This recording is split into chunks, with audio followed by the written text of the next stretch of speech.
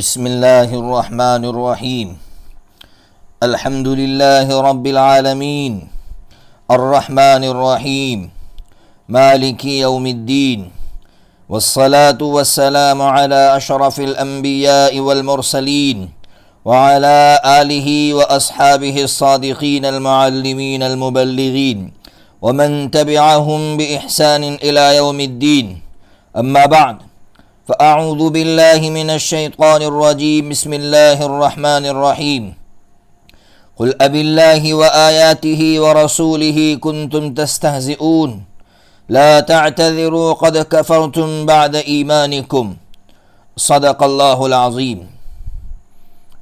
واجب الاحترام میرے معزز دینی بھائیوں،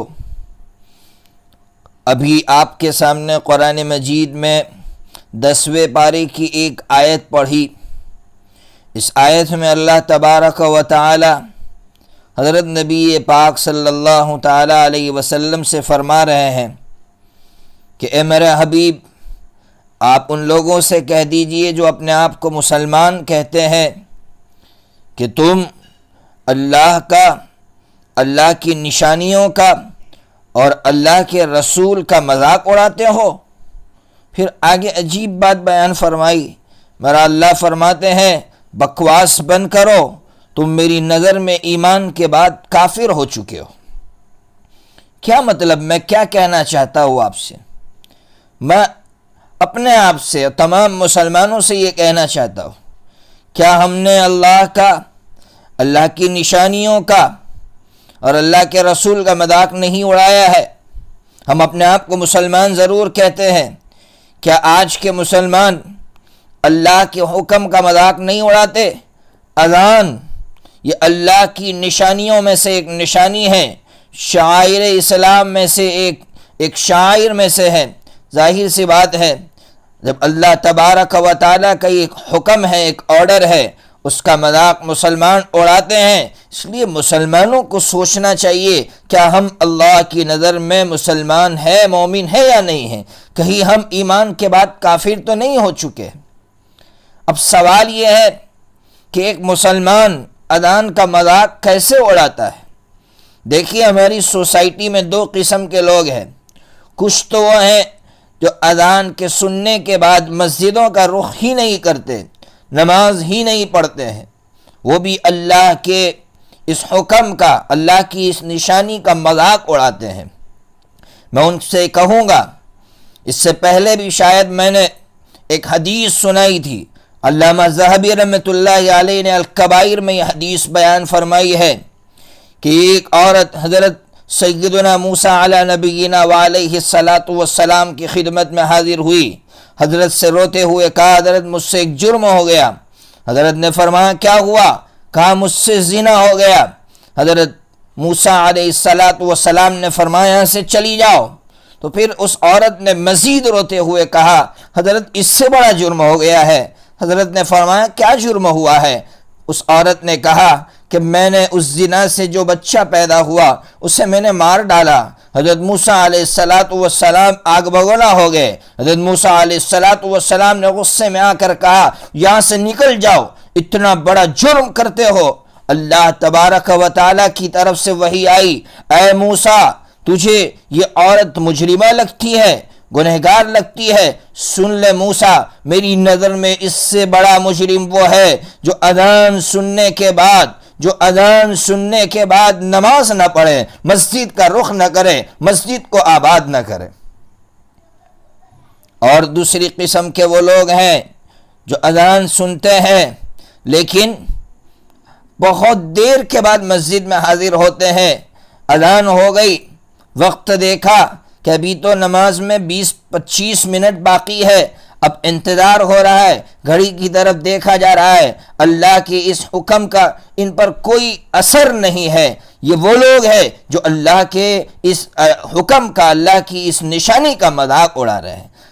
قسم خدا پاک کی اس وقت ہم لوگ سب سے بڑا جو جرم کر رہے ہیں وہ یہی جرم کر رہے ہیں کہ اذان ہو جاتی ہے لیکن مسجدوں کا رخ نہیں ہوتا، اور یہ جرم یا تو اس وجہ سے ہو رہا ہے کہ اذان اور نماز کے درمیان میں فاصلہ بہت زیادہ ہے، جس کی وجہ سے لوگ اذان سنتے ہیں اور اذان سننے کے بعد گھڑی دیکھتے ہیں، جب وقت ہوتا ہے تب مسجدوں کا رخ کرتے ہیں۔ اس لیے پہلی فرصت میں متولیان کو یہ کام کرنا ہوگا کہ اذان اور نماز کے درمیان کے فاصلے کو کم کیا جائے۔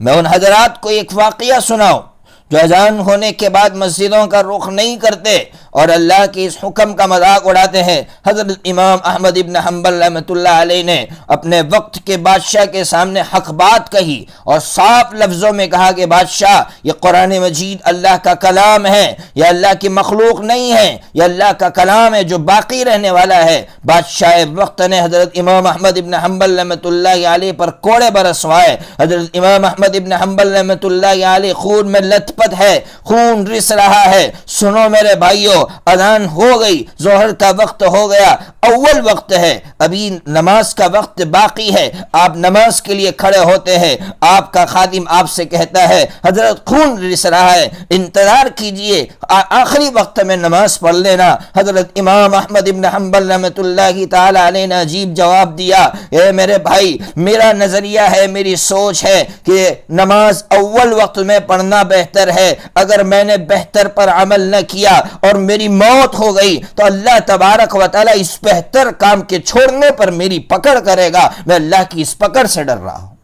یا اللہ، ایک بہتر کام کے چھوڑنے پر اتنا بڑا ڈر اللہ کا۔ آج ہم کتنے بڑے مجرم ہیں، اذان ہو جاتی ہے، ہم نمازوں کا رخ نہیں کرتے، یا کرتے ہیں تو ایک وقت کے بعد کرتے ہیں۔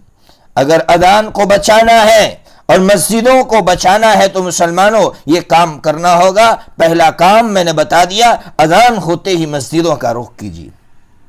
دوسرا کام سنیے، دوسرا کام یہ کرنا ہے کہ ہر مسجد کی اذان خوبصورت سے خوبصورت کیسے ہو۔ آج قسم خدائے پاک کی کسی متولی کو اس بات کا فکر نہیں ہے کہ میرے مسجد کی اذان خوبصورت ہو۔ مسجدیں خوبصورت ہو گئی لیکن جو چیز ایک دعوت بن کر دنیا میں انقلاب لا سکتی تھی، یعنی اذان، وہ خوبصورت نہیں ہوئی۔ اس لیے اس بات کا اہتمام ہو کہ ہر مسجد میں خوبصورت سے خوبصورت اذان ہو۔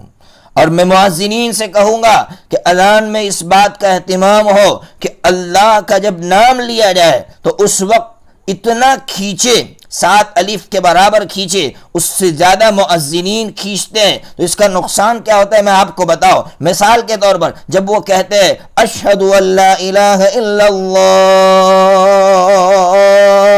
تو وہ اللہ کے نام کو اس طرح بگاڑتے ہیں کہ ایک غیر مسلم اگر سنے تو وہ کبھی فیصلہ نہ کر سکے کہ یہ کیا بول رہا ہے، کس کا نام لے رہا ہے۔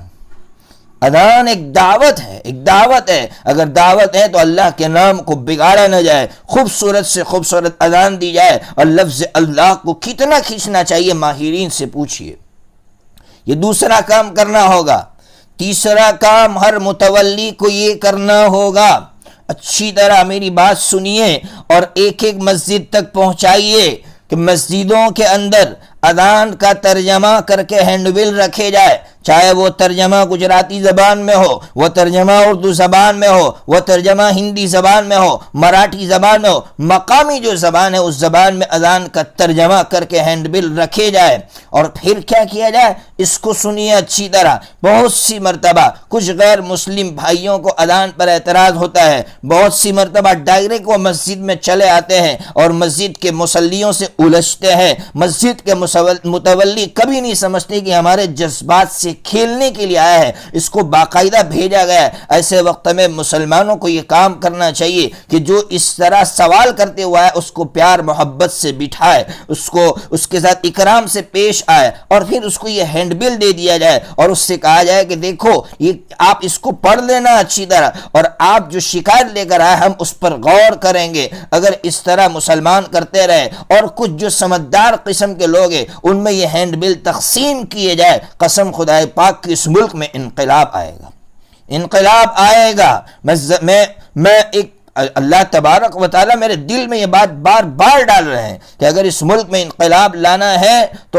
اذان جو ایک دعوت تھی، اذان کو زندہ کرنا ہوگا، اس دعوت کو غیر مسلمین تک پہنچانا ہوگا۔ قسم خدا پاک کی، جب میرا اس سے پہلے ایک بیان آیا تھا اذان پر، جب میں نے جواب دیا تھا، جب جاوید اختر وغیرہ نے جب اذان پر اعتراض کیا تھا، تو بہت سے ایسے غیر مسلم جو وکیل تھے، ہائی کورٹ کے وکیل تھے، ان کا فون آیا اور انہوں نے کہا کہ آپ نے سچ کہا کہ اذان ہر دھرم کی ضرورت ہے، اذان ہر مذہب کی ضرورت ہے، اور اگر اذان نہیں رہی تو دوسرے دھرموں کو کیا نقصان پہنچے گا۔ آپ نے سچ بات کہی ہے، اس لیے میں ہر مسلمان سے کہتا ہوں کہ میری آواز ہر متولی تک پہنچائیے تاکہ اذان زندہ ہو، اذان کے ذریعے سے اس ملک میں انقلاب آئے۔ اللہ تبارک و تعالی اگر ایک مسجد ہمارے ہاتھوں سے گئی ہے تو ہم ہزاروں مسجدیں آباد کر سکتے ہیں، ہزاروں مسجدیں آباد کر سکتے ہیں، اور ہزاروں ان بھائیوں کو جو اللہ تبارک و تعالیٰ کی اس نعمت عظمیٰ سے دور ہے، اسلام سے دور ہے، ان کو اسلام کی دولت دے سکتے ہیں۔ بس اللہ تبارک و تعالیٰ ہمیں حکمت کے ساتھ، مصلحت کے ساتھ، ہمت کے ساتھ کام کرنے کی توفیق عطا فرمائے۔ وآخر دعوانا ان الحمد للہ رب العالمین۔